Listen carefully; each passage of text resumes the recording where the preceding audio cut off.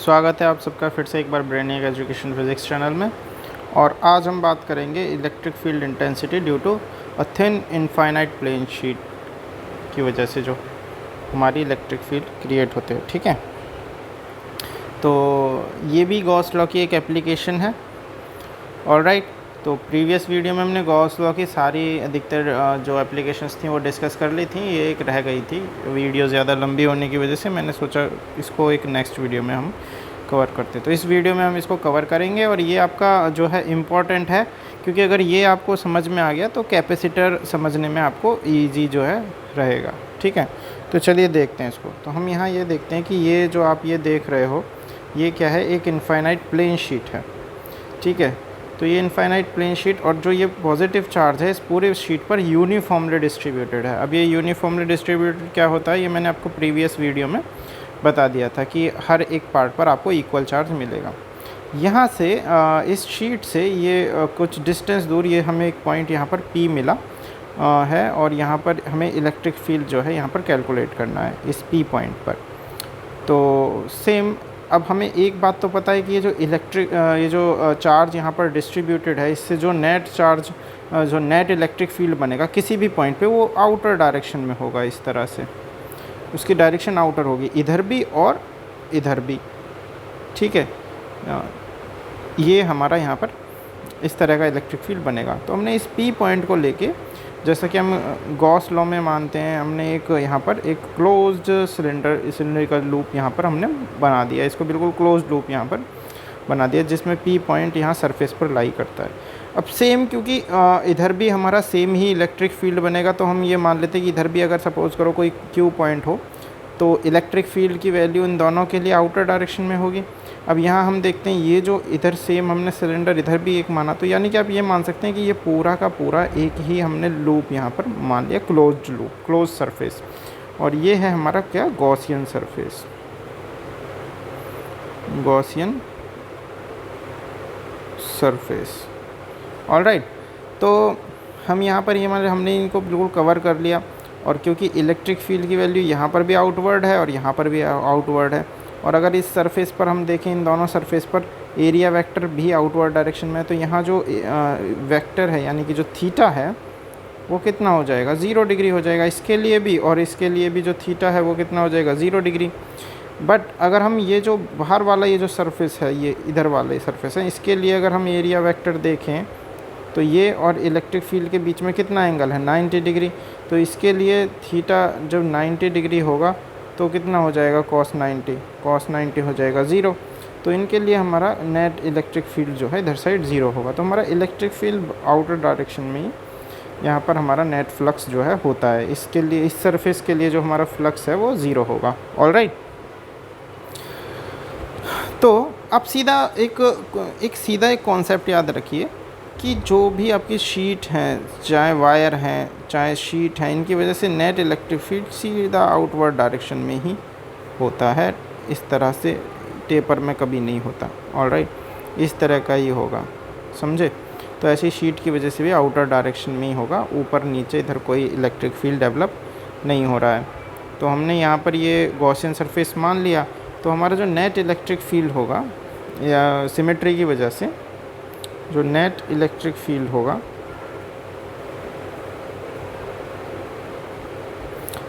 Net electric flux, field नहीं flux, phi E, वो कितना हो जाएगा, ये E dot D S plus E dot D S. क्योंकि हमारे दोनों आउटर हैं तो हमने ये पॉजिटिव मान लिया, तो हमारा नेट इलेक्ट्रिक फील्ड हो जाएगा 2EV vector dot ds. All right, now applying the Gauss law here, applying the Gauss law, Gauss theorem, that phi e is equal to हमारा क्या होता है, q अपॉन एप्सिलॉन नॉट, ये होता है। तो हम यहाँ लिख देंगे q हमारा कितना हो जाएगा, Q हमें कैलकुलेट करना है। तो if sigma is the charge density of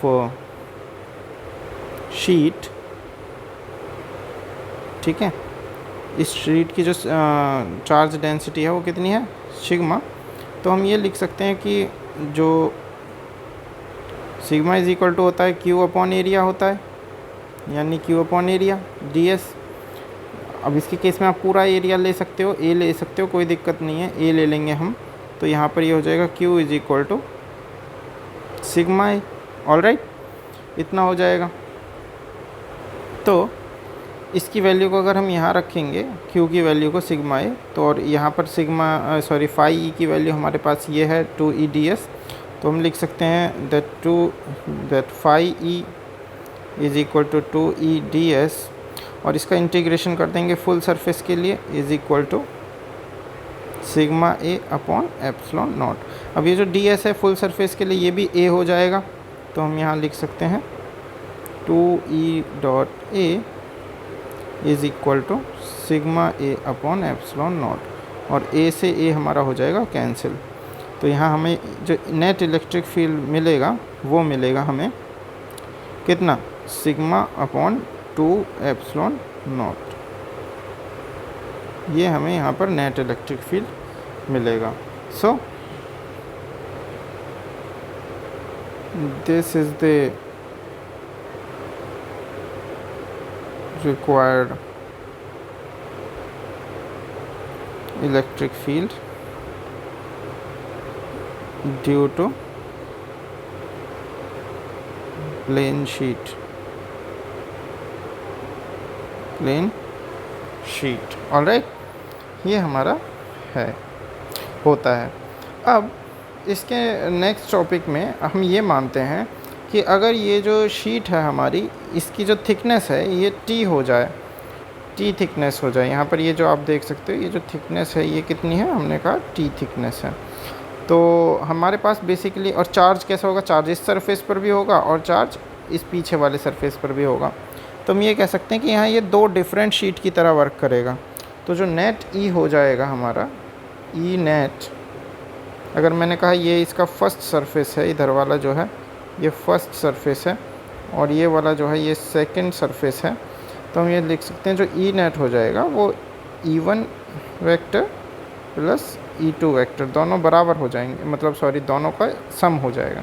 अब क्योंकि दोनों की बीच में t थिकनेस है बट जो एरिया वगैरह है वो सब सेम है, तो हम ये कहते हैं कि नॉर्मल शीट की वजह से कितना इलेक्ट्रिक फील्ड क्रिएट होता है, वो होता है सिग्मा अपॉन 2 एप्सिलॉन नॉट। तो हम यहाँ पर ये E की वजह से भी sigma upon 2 epsilon not create होगा, प्लस E2 की वजह से भी सिग्मा अपॉन 2 एप्सिलॉन नॉट। हम ये मान रहे हैं दोनों के पास सेम सरफेस चार्ज डेंसिटी है। तो E नेट हमारा कितना हो जाएगा, t थिकनेस की शीट के लिए ये हो जाएगा 2 sigma upon 2 epsilon not and sigma upon epsilon not. तो हमारा जो E वेक्टर आएगा वो आएगा सिग्मा अपॉन एप्सिलॉन नॉट, ठीक है। तो ये हमारा आएगा t थिकनेस की, अगर हमारे पास शीट है तो उसके लिए जो नेट इलेक्ट्रिक फील्ड आएगा, ठीक है, ओके। इसके बाद हम नेक्स्ट मूव करते हैं कि अगर हम दो हमारे शीट्स हैं और उनको कुछ डिस्टेंस पे इस तरह से हम रख देते हैं तब कितना होगा। तो हम ये मान लेते हैं कि ये शीट भी हमारे पॉजिटिव चार्ज है और ये शीट भी पॉजिटिव चार्ज है, बट इन दोनों की जो सरफेस चार्ज डेंसिटी है वो डिफरेंट है, यानी कि चार्ज डिफरेंट हो सकता है इन पर। तो इस पर सिग्मा 1 है और इस पर सिग्मा 2 हमने माना। तो हम ये मानते हैं नॉर्मली, चलिए मैं इसको लिख देता हूँ, if sigma 1 is the uniform surface charge density, uniform surface charge density of A and sigma 2 is the uniform surface charge density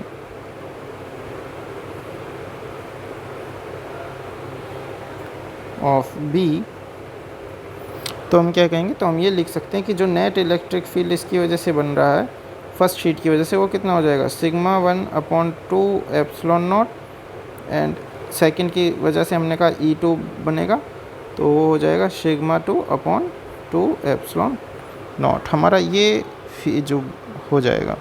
ठीक है, तो यहाँ हम ये देख सकते हैं कि यहाँ 3 पोर्शन बन जाएंगे, पहला और ये दूसरा और ये तीसरा, इस तरह से। तो ये फर्स्ट रीज़न में यहाँ पर 3 रीज़न है, तो हम 3 के लिए अलग अलग निकालेंगे। तो हम ये मान लेते हैं,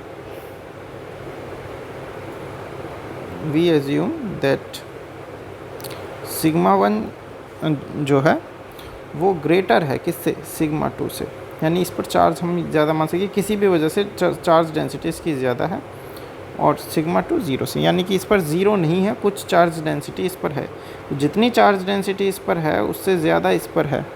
ठीक है, तो हम ये मान लेंगे कि जो हमारा इलेक्ट्रिक फील्ड है इस तरफ जाते जाते धीरे धीरे कैसा हो रहा है, घटता जा रहा है। तो अगर हम इस साइड को पॉजिटिव मान रहे हैं, यहाँ पर अगर हम ये मान रहे हैं पॉजिटिव E1 E2 इधर साइड, तो इधर वाली साइड हम लेंगे नेगेटिव। अगर कोई बॉडी इधर से इधर जा रही है तो पॉजिटिव, और इसके अपोजिट जा रही है तो नेगेटिव। ऑलराइट, तो ये हमने एज्यूम किया है यहाँ पे।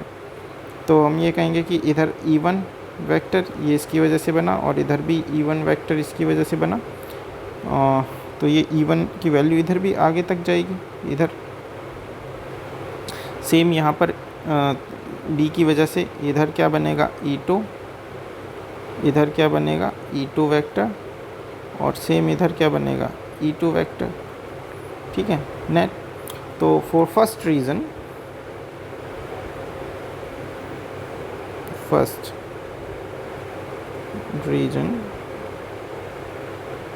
नेट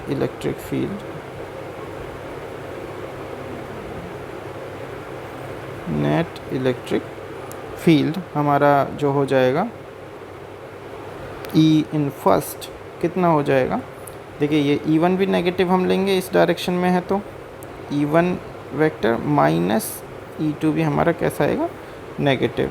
तो हम यहाँ लिख सकते हैं सिग्मा 1/2 एप्सिलॉन नॉट माइनस, और माइनस सिग्मा 2/2 एप्सिलॉन नॉट, और यहाँ से हम क्या -1/2 एप्सिलॉन नॉट कॉमन ले सकते हैं, तो ये बचेगा अंदर सिग्मा 1 प्लस सिग्मा 2। तो हम ये लिख सकते हैं कि जो E1 हमारा आया वो कितना आया, वो आया -1/2 epsilon not sigma 1 plus sigma 2। अब बात करते हैं सेकेंड रीज़न की। फॉर सेकेंड रीज़न, ऑलराइट, तो सेकेंड रीज़न में देखिए E1 हमारा पॉजिटिव साइड है और E2 हमारा नेगेटिव साइड है। तो यहाँ पर हम देख लेते हैं, तो जो E सेकेंड होगा, E सेकेंड कितना हो जाएगा, E1 हमारा पॉजिटिव है तो E1 कितना हो जाएगा, sigma 1/2 epsilon not minus sigma 2/2 epsilon not. तो E2 इज इक्वल टू हो जाएगा हमारा 1/2 epsilon not common, sigma 1 minus sigma 2। And ऐसे ही third reason,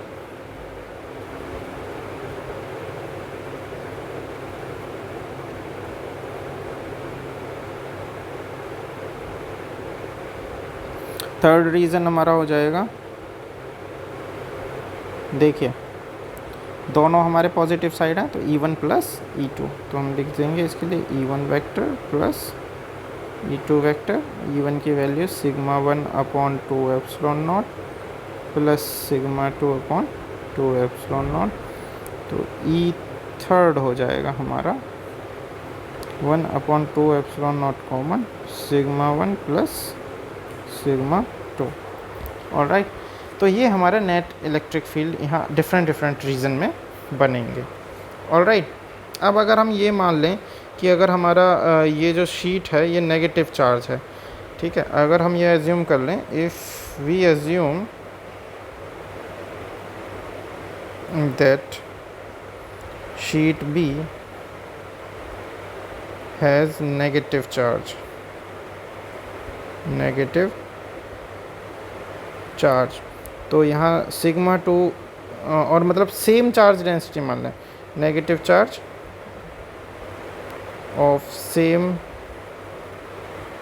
surface charge density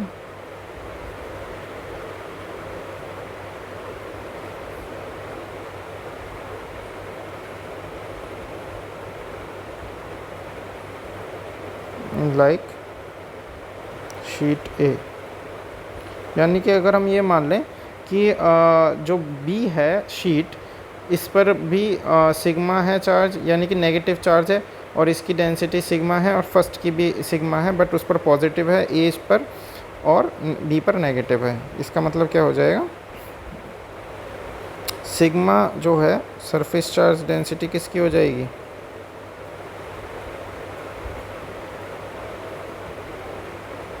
of sheet A same, यानी कि ये तो पॉजिटिवली चार्ज है तो प्लस सिग्मा हमने कहा, और ये माइनस सिग्मा किसके लिए हो जाएगी, यानी कि नेगेटिव चार्ज अगर हमने बी को दे दिया सेम डेंसिटी के साथ, तो ये क्या है, surface charge density of sheet B. Alright, तो ये होगा। तो ऐसे में हमारा जो नेट इलेक्ट्रिक फील्ड बनेगा, चलिए मैं एक बार यहाँ पर आपको बना के ही दिखा देता हूँ कि सपोज़ करिए ये मैंने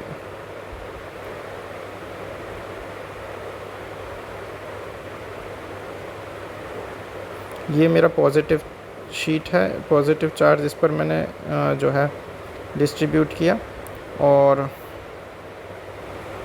सेम मेरी ये नेगेटिव यहाँ पर है।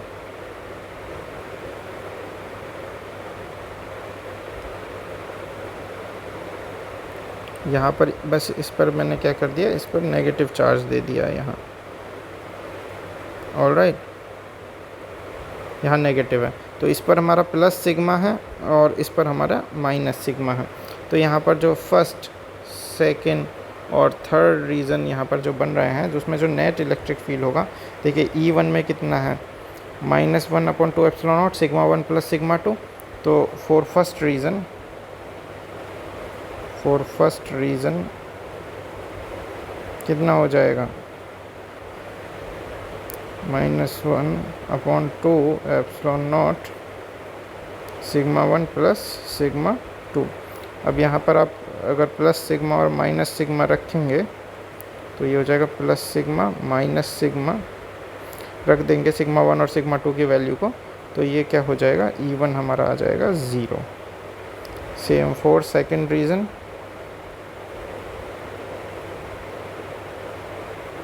E2 जो है हमारा वो कितना है, 1/2 epsilon not sigma 1 minus sigma 2। यहाँ हम अगर वैल्यू रखें तो 2 सिग्मा नॉट सिग्मा 1 यानी कि सिग्मा माइनस सिग्मा, तो ये हो जाएगा सिग्मा प्लस सिग्मा यानी कि 2 सिग्मा अपॉन 2 एप्सिलॉन नॉट। तो 2 से 2 कैंसिल, तो E जो सेकंड आया हमारा वो आ गया sigma upon epsilon not.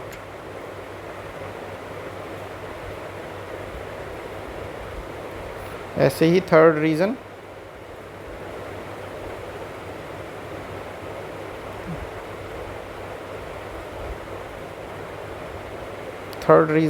E3 के लिए कितना हो जाएगा, 1/2 epsilon not sigma 1 plus sigma 2। इसमें भी अगर आप वैल्यू रख के देखेंगे तो आपका E3 भी कैसा आएगा, 0 आएगा। तो इससे हमें ये पता चलता है कि जो हमारा नेट इलेक्ट्रिक फील्ड है वो सिर्फ इन दो शीट के बीच में ही आएगा, और उसकी वैल्यू क्या आएगी, सिग्मा अपॉन एप्सिलॉन नॉट। और यही जो हमारा रिज़ल्ट है इसको हम पैरेलल प्लेट कैपेसिटर में यूज़ करते हैं। ऑलराइट, आई होप आपको ये जो टॉपिक है ये समझ में आया होगा। तो यही आपका इनफाइनाइट शीट की वजह से यहाँ पर इलेक्ट्रिक फील्ड क्रिएट होता है। ईजी टॉपिक है, अगर आपको कोई डाउट हो तो प्लीज़ कमेंट के माध्यम से आप मुझसे पूछ सकते हैं। और अगर आपको वीडियो पसंद आई हो तो इसको प्लीज़ लाइक ज़रूर किया करें, इससे हमें मोटिवेशन मिलता है। और शेयर करें अपने दोस्तों के साथ ज़्यादा से ज़्यादा, और प्लीज़ चैनल को सब्सक्राइब करें। Right, thank you guys.